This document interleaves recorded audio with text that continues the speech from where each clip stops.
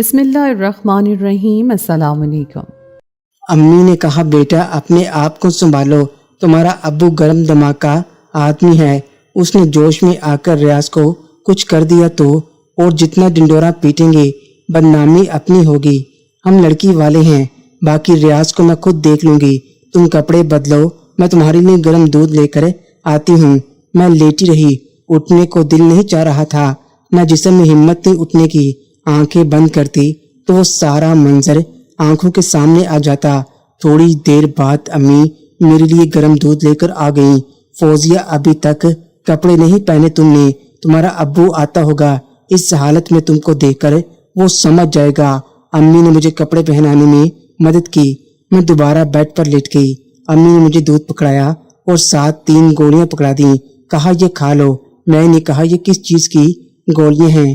امی نے کہا ایک پین کلر ہے اور 2 گولیاں معنی حمل کی ہیں۔ میں نے حیرت سے پوچھا وہ کس لیے؟ امی نے کہا بس چپ کر کے کھا لو۔ میں گولیاں کھا کر دودھ پی کر دوبارہ لیٹ گئی۔ میری آنکھ لگ گئی۔ شام کو ابو کی بائک کی آواز سن کر میری آنکھ کھل گئی۔ جب سے ہوش سنبھالا تھا میری عادت تھی کہ جیسے ابو گھر آتے میں سب سے پہلے ان کو ملتی تھی اور ان سے سامان پکڑ کر رکھتی تھی۔ وہ روز میرے لیے بازار سے کچھ کھانے کے لیے لاتے تھے۔ اس دن مجھے سامنے نہ پا کر پریشان ہو گئے تھے۔ امی سے پوچھا فوزیہ پتر کہاں ہے؟ امی نے کہا اس کی طبیعت ٹھیک نہیں ہے۔ ابو نے جلدی سے سامان زمین پر رکھا اور میرے کمرے کی طرف چل دیے۔ کمرے میں ابو داخل ہوئے اور کہا کیا ہوا میری جٹنی کو؟ میں نے ابو کی آواز سن کر بھی آنکھیں نہیں کھولیں۔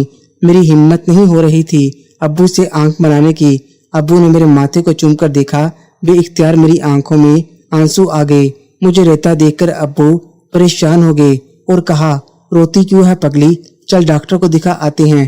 امی نے گھبرا کر کہا نہیں اب ٹھیک ہے، میں نے اس کو گولیاں کھلا دی ہیں، بخار اتر گیا ہے، اس نے دراصل امتحانات کی کچھ زیادہ ہی ٹینشن لے لی ہے۔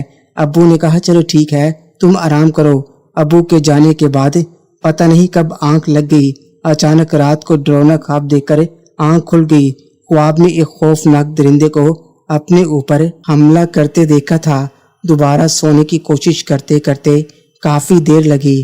صبح 9 بجے دوبارہ آنکھ کھلی تو ابو جا چکے تھے۔ جسم میں پورے درد تھا، اٹھنے کا دل نہیں کر رہا تھا۔ اٹھ کر کمرے سے باہر نکلی تو امی ناشتہ بنا رہی تھیں۔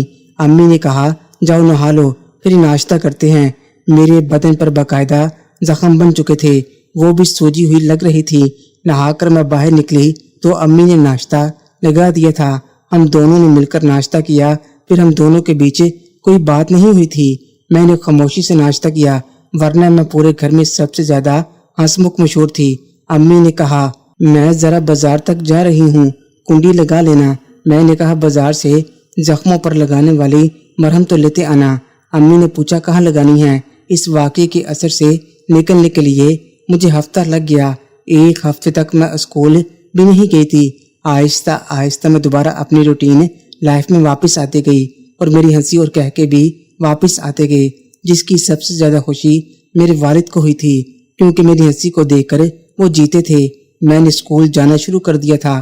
میری اسکول میں ایک ہی دوست تھی جس کا نام ماریا تھا۔ اسکول میں اس کی ریپوٹیشن کچھ اچھی نہیں تھی، اس کے بارے میں بہت سے قصے مشہور تھے۔ اس کا کافی لڑکوں کے ساتھ نام جوڑا جاتا تھا، پر میں نے کبھی اس سے اس بارے میں بات نہیں کی۔ میں جیسے اسکول میں داخل ہوئی تو سامنے سے ماریا کو آتا دیکھا۔ ماریا نے کہا کہاں گم ہو ہفتے سے؟ میں نے کہا یار میری طبیعت کچھ ٹھیک نہیں تھی۔ ماریا یار آج خدا سے کچھ اور مانگتی تو وہ بھی مل جاتا، شکر ہے تم آج آ گئی، مجھے تم سے ایک کام ہے۔ میں نے پوچھا کیا کام ہے ماریا؟ یارا اسکول سے واپسی پر میں نے کام جانا ہے، اگر میری امی کا فون آئے تو کہنا ماریا میرے ساتھ ہے۔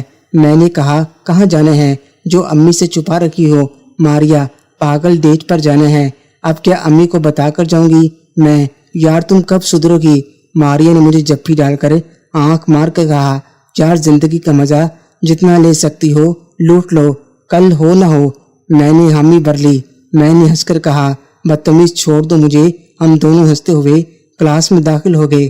آدھی چھٹی ہوئی تو ہم دونوں جا کر لون میں بیٹھ گئے۔ وہ ہماری پسندیدہ جگہ تھی، وہاں درخت لگے ہوئے تھے جن کی ٹھنڈی ہوا ہم دونوں کو بہت پسند تھی۔ مجھے کچھ نوٹس اتارنے تھے کیونکہ میں ایک ہفتے سے اسکول نہیں آئی تھی تو کافی کام جمع ہو گیا تھا۔ اگلے ہفتے پیر تھی